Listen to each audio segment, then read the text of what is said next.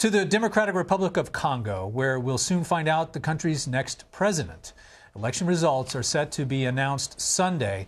Whoever wins will finally end Joseph Kabila's 17-year-long rule. This could be Congo's first ever peaceful transition of power since gaining independence from Belgium in 1960. But there's already a report of voting irregularities and allegations that the opposition TV and radio stations have been silenced. So for more on this, we want to bring in CBSN contributor Willis Sparks. He writes for Signal, a newsletter produced by GZERO Media. Thank you so much for joining us. Happy New Year. So let us talk about the Democratic Republic of Congo. The government is fighting with rebels. They are dealing with an Ebola crisis. And now we have, hopefully, presidential election that will go smoothly. How important is this? Let me start 2019 by rejecting the whole premise of your question. Okay, great. The government of the Democratic Republic of Congo is not wrestling with these issues, and that's the big problem facing the country. This is a country that is run by people who have access to power and wealth, and that's what they are protecting. Since they gained their independence from Belgium in 1960, every president has either been assassinated or thrown out of office, like run out of the country. So the significance of this election, the election was held last Sunday, results coming this Sunday, is this is supposedly going to be the first peaceful transfer of power. Yeah. Mr. Kabila, who's been in power for 17 years, they were supposed to hold an election 2 years ago, and he said, I'm sorry, my country's just not ready. I need more time. Has a hand-chosen successor who is his interior minister.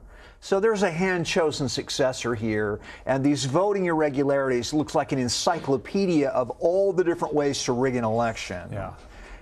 Is really about making sure that my guy is the president of the country so that Joseph Kabila in one form or another can continue to run the country. Let me give you a little background now.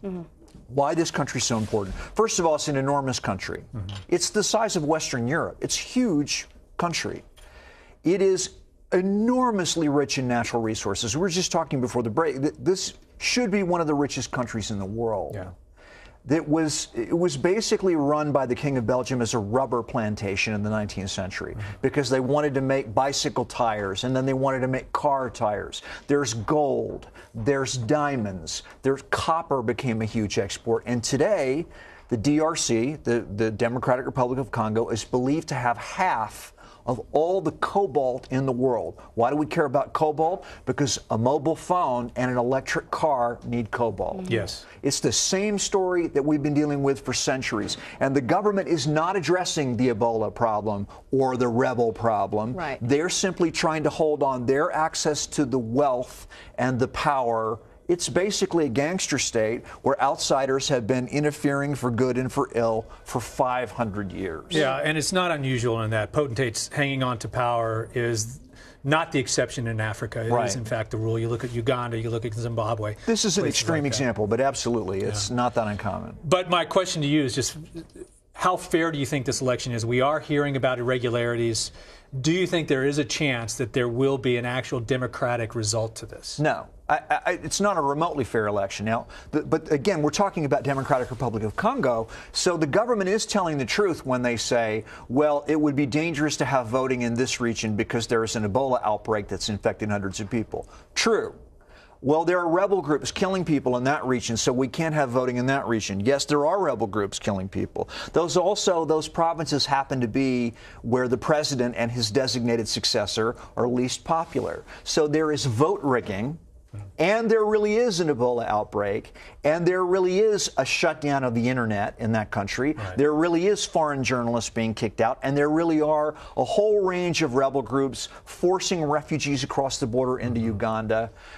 One other point that I think bears watching, you started this segment by saying there's someone with Ebola suspected in Sweden. Yeah. Again, this is the second worst outbreak of Ebola we've ever seen in the DRC right now. They're having success in treating it, but there have been hundreds of people infected. Almost 400 people have died. And it's a mess because they've turned off the internet. So there's no information inside the country. Wow.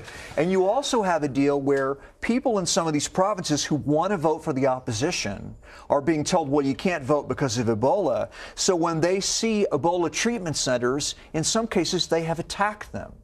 because they think that it's all a fraud set up by the government to keep them from voting. It is the Democratic Republic, a perfect storm. And unfortunately, we're going to get a result on Sunday. I think we have every reason to expect that the hand-chosen successor of current President Kabila is going to win. And even if you do get an opposition figure, there's going to be a complex negotiation over fighting over control of the spoils indefinitely in that country. It's really fascinating. You were mentioning that, you know, you've spent time there and you were going to be working there. You were actually looking forward to it.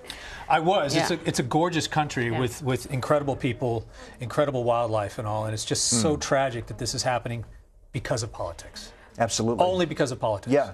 So the Signal newsletter also highlights other major events happening that we cannot get into, but there are other elections, there's Brexit, there's a host of other things, so we encourage... Just in Africa alone, Nigeria and South Africa, the two largest economies in South Africa, are both holding national elections. Those are among the big elections of the year. So this is a big year that we should be watching in Sub-Saharan Africa. All right. Great. Willis, thank you so much. Thank you. Really interesting. You can check out all of these stories and more by subscribing to the Signal newsletter.